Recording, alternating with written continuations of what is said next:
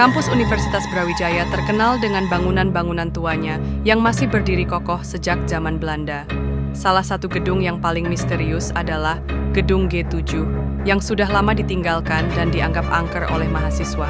Tidak ada yang berani masuk ke sana, terutama setelah beberapa mahasiswa yang nekat mencoba justru mengalami kejadian aneh. Ada yang kerasukan, ada yang tiba-tiba sakit, bahkan ada yang hilang ingatan. Malam itu, Dina, Arif, dan Raka memutuskan untuk membuktikan sendiri apakah mitos tersebut benar adanya. Mereka bertiga adalah mahasiswa jurnalistik yang ingin membuat liputan khusus tentang urban legend di kampus. Dengan membawa kamera dan senter, mereka nekat menerobos masuk ke gedung kosong itu saat jam menunjukkan pukul 11 malam. Begitu memasuki gedung, udara di dalam terasa lebih dingin dibandingkan di luar. Cahaya senter menyorot dinding-dinding berdebu yang penuh coretan. Ada tulisan-tulisan aneh dalam bahasa yang mereka tidak mengerti. Lantai bergerak di bawah kaki mereka, seolah memberi peringatan untuk segera pergi. Dina melihat sebuah pintu tua yang sedikit terbuka, seakan mengundang mereka untuk masuk. "Kita cek ke dalam," bisik Dina.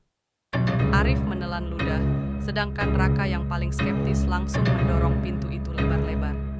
Di dalamnya hanya ada meja dan kursi tua berdiri, tapi ada sesuatu yang aneh.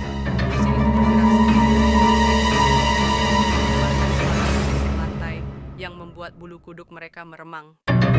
Tiba-tiba terdengar suara langkah kaki dari lantai atas.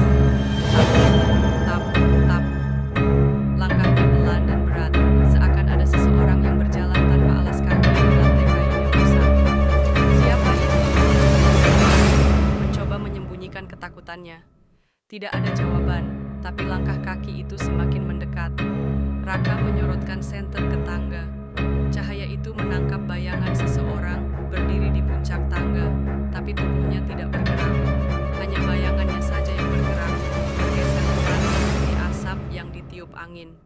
Tiba-tiba, lampu kamera mereka mati. Ruangan menjadi gelap gulita.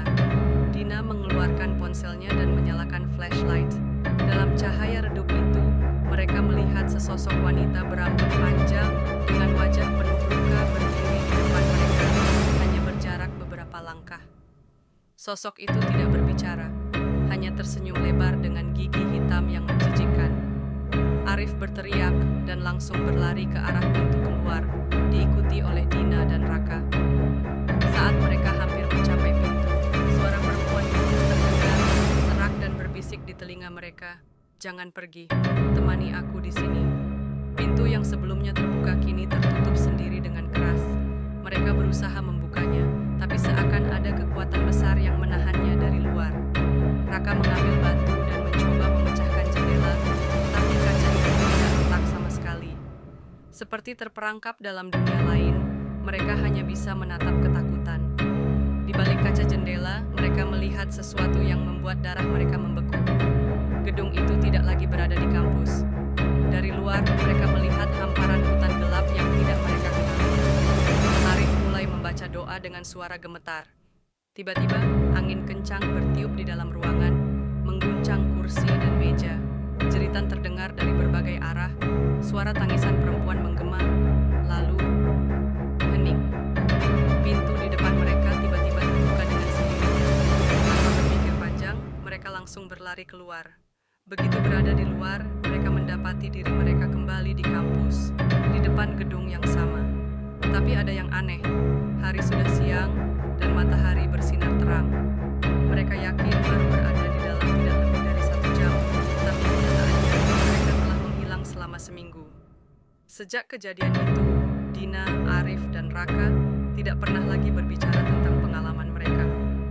Namun, setiap malam Dina sering terbangun dan melihat bayangan perempuan berambut panjang berdiri